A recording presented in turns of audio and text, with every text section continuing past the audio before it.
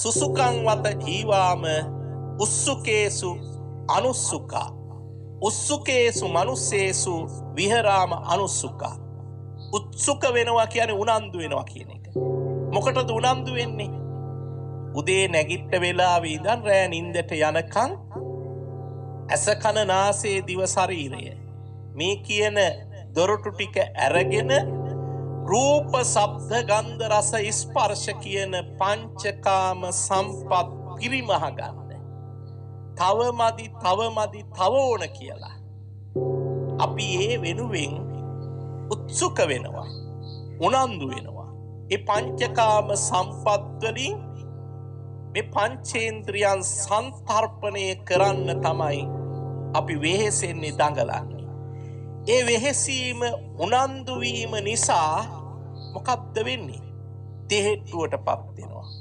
තමන්ගේ අතපොවලා නෙලා ගන්න බැරි, කඩා ගන්න බැරි උස්තැනක තියෙන දෙයක් වෙනුවෙන් යමෙක් උඩ පැනලා ඒක නෙලා ගන්න බැරි වුණාම හිතට ඇතිවෙන කනස්සල්ල, හිතට ඇතිවෙන දුක වේදනාව, ඒ තුලින් ඇතිවෙන අපේක්ෂා භංගත්වය, කලකිරීම කොයිතරම්ද කියලා අත්විඳලා ඇති.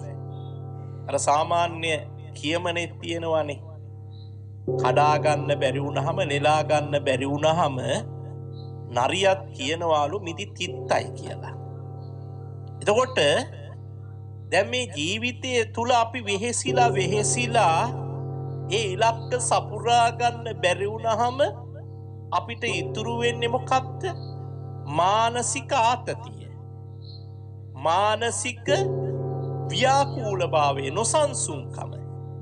ඒ ව්‍යාකූල නොසන්සුන් භාවය නිසා ඊළඟට අපිට ඇතිවෙන අඩුලුහුඩුකම් මොනවද? නින්දට ගියාට ඇස් දෙක පිය වෙන්නේ නැහැ. අර දේමයි යලි යලිත් මනසට නැගෙන්නේ.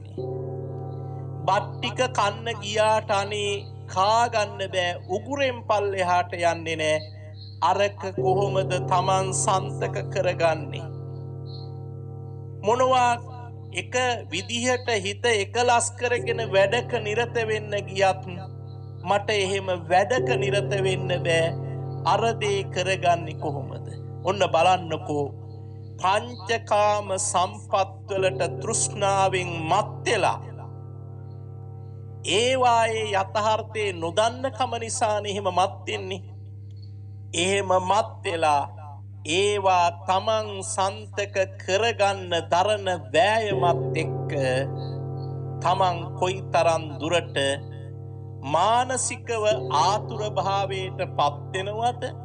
ඒ වගේම විවිධ සාධකයන්ට, විවිධ පුච්චලයන්ට තමන්ගේ හිත වෛරය ඇති කර ගන්නවාද කියන ස්වභාවය ඇති වෙනවා.